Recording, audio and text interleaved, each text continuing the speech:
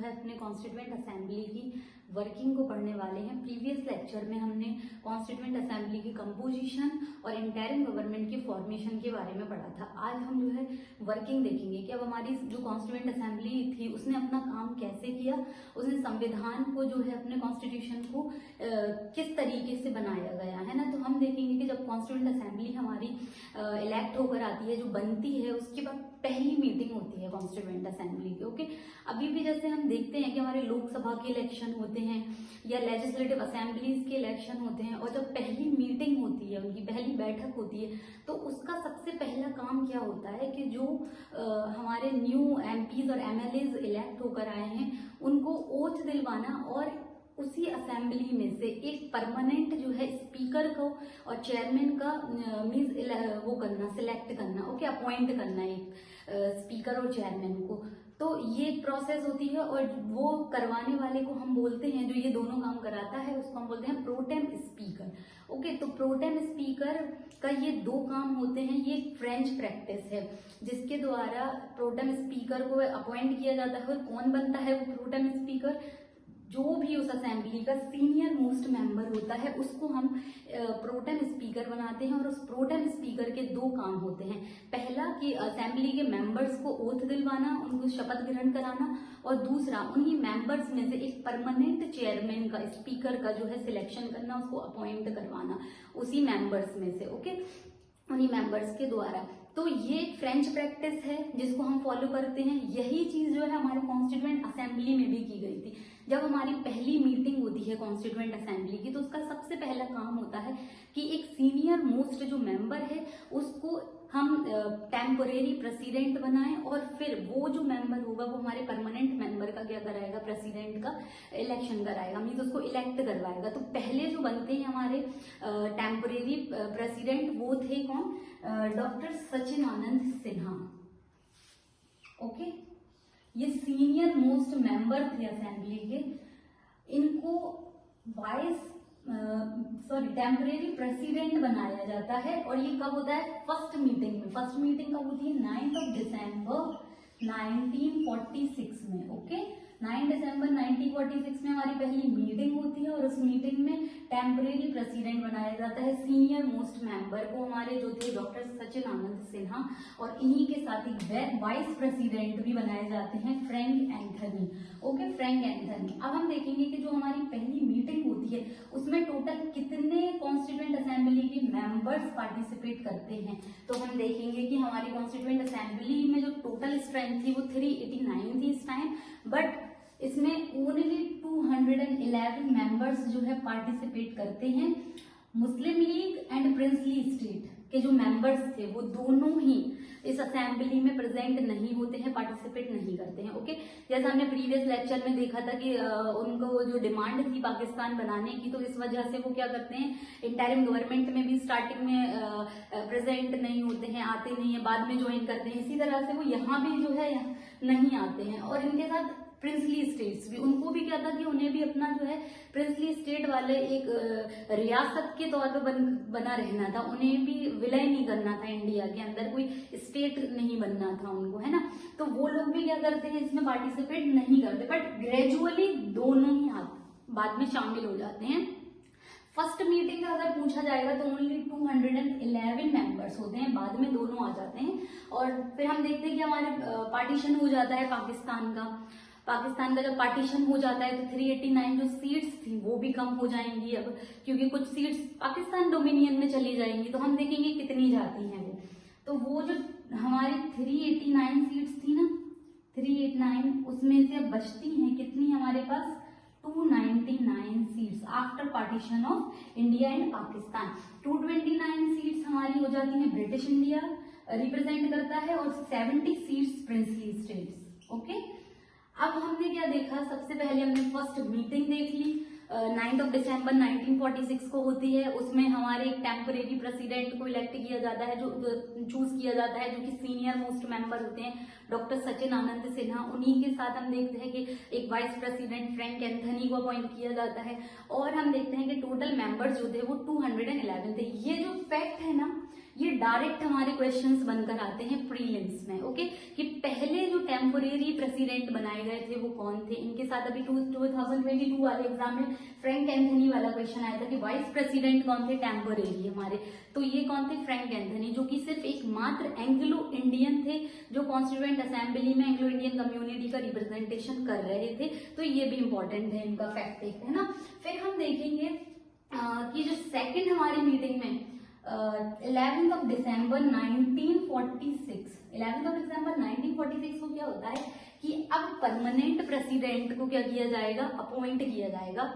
वो कौन बनते हैं, डॉक्टर राजेंद्र प्रसाद। डॉक्टर राजेंद्र प्रसाद को परमानेंट प्रेसिडेंट इलेक्ट कर लिया जाता है 11 दिसंबर 1946 को, और वाइस प्रेसिडेंट बनते हैं HC मुखर्जी। ओके, अब हम यहाँ एक चीज और देखेंगे कि जो हमारी कॉन्स्टिट्यूएंट असेंबली बनकर आती है, कॉन्स्टिट्यूएंट असेंबली के दो काम हुआ करते थे। एक काम तो इनका था कि इनको कॉन्स्टिट्यूशन बनाना था, दूसरा काम इनका था as a parliament of India. उस टाइम पर भारत की पहली पार्लियामेंट हम इसी को ही बोलते हैं। तो ये दो काम करती थी, एक दिन कॉन्स्टिट्यूएंट असेंबली के तौर पे जो फॉर्मेशन कर रही थी हमारे संविधान का, और दूसरा एक दिन ऐसे ये होते थे, इनका प्रेजेंट करते थे कि ये लोग क्या थे, एक पार्लियामेंट की तरह मीटिंग हुआ करती थी, है ना।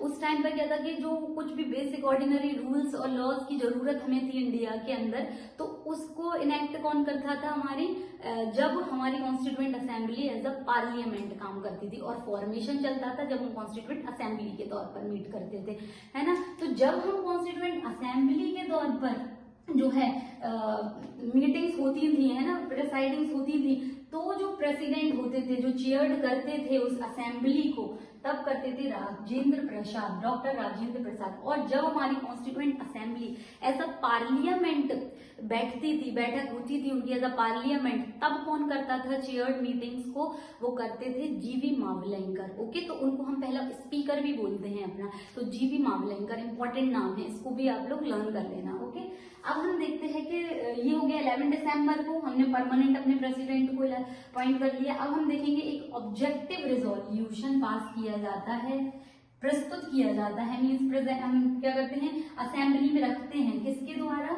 जवाहरलाल नेहरू के द्वारा। जवाहरलाल नेहरू 13 दिसंबर 1946 को एक ऑब्जेक्टिव रिजोल्यूशन पेश करते हैं कॉन्स्टिट्यूएंट असेंबली में।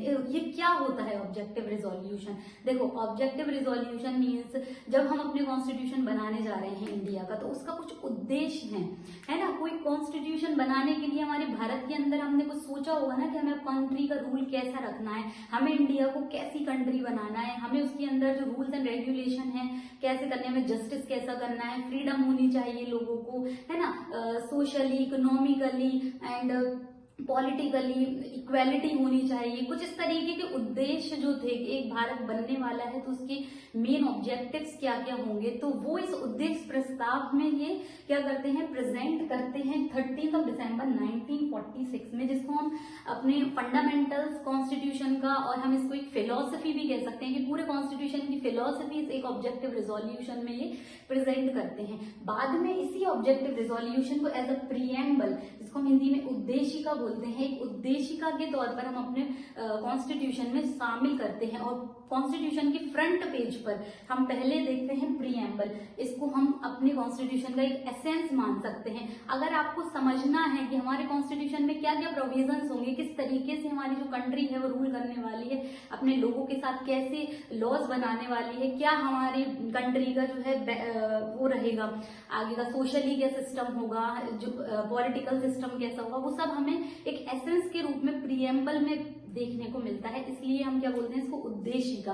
तो ये प्रेजेंट की जाती है 13 दिसंबर 1946 को असेंबली में, और असेंबली में इसको पास कर दिया जाता है, इसको एक्सेप्ट कर लिया जाता है 22 जनवरी 1947 में। ओके, ये भी क्वेश्चन आ चुका है पेपर में। तो आपको ये दोनों ही क्या करने हैं, लर्न करने हैं फैक्ट के, रखते कब है, प्रस्तुत कब की जाती है और एक्सेप्ट कब की जाती है। तो 22 जनवरी 1947 में। अब हमने क्या देखा कि हमारे कॉन्स्टिट्यूएंट असेंबली की ये क्या है, ये वर्किंग स्टार्ट हो गई ना कि हमें कैसा संविधान बनाना है, कौन प्रेसिडेंट होगा, कौन वाइस प्रेसिडेंट होगा। अब हम जो है अपने कॉन्स्टिट्यूशन के ड्राफ्ट बनाएंगे, उसके बाद हम कुछ वर्किंग करेंगे। तो वो क्या, तो हम क्या करते हैं अपने अलग अलग प्रोविजंस बनाने के लिए, संविधान के अलग अलग हिस्सों को जो है बनाने के लिए 23 कमेटी का जो है फॉर्मेशन किया जाता है। 23 कमेटीज बनाई जाती हैं, जिसमें से 8 ब्रॉड कमेटीज होती हैं और 15 सब कमेटीज होती हैं। ठीक है, तो 8 ब्रॉड कमेटीज बनाई जाती हैं और 15 उसी के अंदर सब कमेटीज रहती हैं। इन कमेटीज के थ्रू अलग अलग पार्ट का जो है फॉर्मेशन किया जाता है कॉन्स्टिट्यूशन का। तो सबसे पहले हम देखेंगे हमारी मेजर कमेटीज जो कि 8 थी, जिसमें से पहली हम देखेंगे ड्राफ्टिंग कमेटी। तो ड्राफ्टिंग कमेटी मतलब क्या, ड्राफ्टिंग कमेटी वो कमेटी जिसके द्वारा हमारे संविधान का ड्राफ्ट तैयार किया गया था, प्रारूप तैयार किया गया था, उस कमेटी को हम बोलते हैं ड्राफ्टिंग कमेटी। ये कमेटी बनाई जाती है 29 अगस्त 1947 में। इसमें टोटल 7 मेंबर्स होते हैं और इसमें एक चेयरमैन होते हैं जो है भीमराव अंबेडकर, ओके, जिनको हम फादर ऑफ कॉन्स्टिट्यूशन कहते हैं अपना। इनकी बहुत बड़ी भूमिका रही है हमारे कॉन्स्टिट्यूशन को बनाने में। ठीक है, तो ये इस प्रारूप समिति का, ड्राफ्टिंग कमेटी के कौन होते हैं, चेयरमैन होते हैं। इनके अलावा 6 अदर मेंबर्स होते हैं। गोपाल स्वामी अयंगर ये वाइस चेयरमैन होते हैं। KM मुंशी एक मेंबर होते हैं। कृष्ण स्वामी अयंगर, DP खेतान, DP जो खेतान थे इनकी मृत्यु हो जाती है बीच में ही और इनको रिप्लेस किया जाता है कृष्णमाचारी के द्वारा। ये क्वेश्चन इंपॉर्टेंट हो जाते हैं एग्जाम्स में, क्योंकि किसने इनको रिप्लेस किया था, ये इस तरीके से बन जाता है। दूसरे अब हम देखते हैं मोहम्मद शाहदुल्ला एक मेंबर थे। हम देखते हैं BL मित्तर एक मेंबर थे, इनको भी रिप्लेस किया जाता है एन माधव राव के द्वारा। इनको इलनेस की वजह से इनके जो है एम माधव राव इनको रिप्लेस कर देते हैं। तो हमने यहाँ देखा ड्राफ्टिंग कमेटीज में टोटल 7 मेंबर्स थे, एक चेयरमैन एंड 6 अदर मेंबर्स, है ना। तो ऐसी हमारी कितनी कमेटीज थी, 8। अब हम देखते हैं नेक्स्ट कमेटीज अपनी, ओके। देखो अब हमने देखा था ना कि फर्स्ट जो हमने अपनी मेजर कमेटी देखी थी कॉन्स्टिट्यूएंट असेंबली की, वो ड्राफ्टिंग कमेटी थी, ओके, जिसके चेयरमैन थे BR Ambedkar.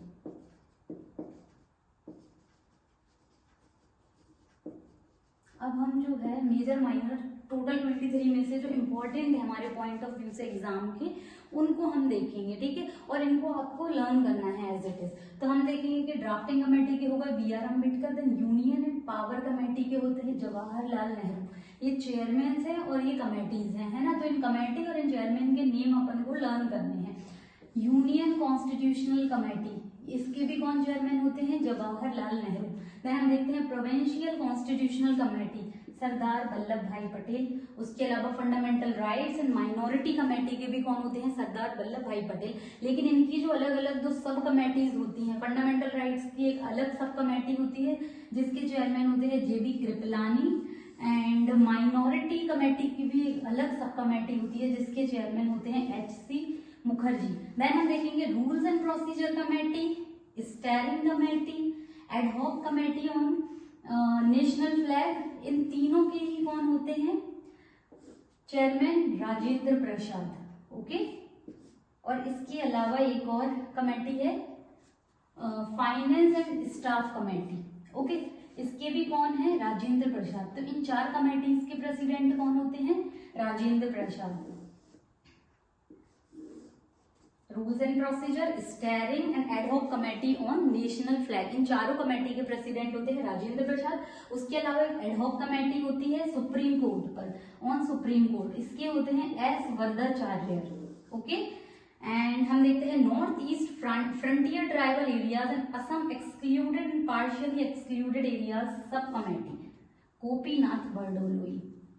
Then excluded and partially excluded areas other than those in Assam sub committee, इसके कौन होते हैं, AB ठक्कर।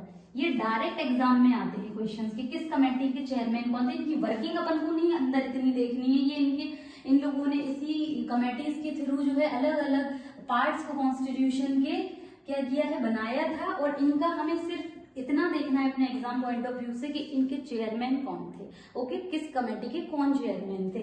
नेक्स्ट हम देखते हैं committee on function of the constituent assembly, इसके थे GV Mavalankar. And order of business committee KM Munshi. Then last है हमारी स्टेट कमेटी, के भी कौन थे, जवाहरलाल नेहरू। तो देखो हमने जवाहरलाल नेहरू भी देखे, कितने 3 कमेटीज को हमने देखा है, जवाहरलाल नेहरू थे। एक union power, union constitutional committee and state committee, इन तीनों के कौन है, जवाहरलाल नेहरू। ओके, तो ये हमने कमेटीज देख ली, इंपॉर्टेंट हमारे एग्जाम के पॉइंट ऑफ व्यू से। तो इनकी हमें चेयरमैन और इन कमेटीज के नेम लर्न करने हैं। ओके, अब हम देखेंगे कि इन्हीं कमेटीज के थ्रू जो है हमारे कॉन्स्टिट्यूशन के अलग अलग पार्ट्स का फॉर्मेशन किया जाता है। अब हम देखेंगे कुछ इंपॉर्टेंट फैक्ट्स जो कॉन्स्टिट्यूएंट असेंबली से रिलेटेड हैं, जैसे कि हमारा कॉन्स्टिट्यूशन जो है कितने टाइम में बनकर तैयार हुआ था। तो हम ये देखते हैं 2 years 11 month एंड 18 days जो है हमारे कॉन्स्टिट्यूशन को बनने में समय लगता है। ओके, इतने समय में जो है हमारा कॉन्स्टिट्यूशन कंप्लीट होता है बनकर, और इस टाइम पीरियड में टोटल 11 सेशंस किए जाते हैं अलग अलग, है ना। 11 बैठकें होती हैं, अलग अलग सेशंस चलते हैं, जैसे आज भी हमारे असेंबली के सेशंस रहते हैं। इसी तरह से जब ये कॉन्स्टिट्यूशन बन रहा था तो इस तरह से 11 सेशन किए गए थे टोटल, है ना। अब हम देखेंगे इसके और कुछ इंपॉर्टेंट फैक्ट हैं जो एग्जाम पॉइंट ऑफ व्यू से बहुत इंपॉर्टेंट है। ओके, देखते हैं हम।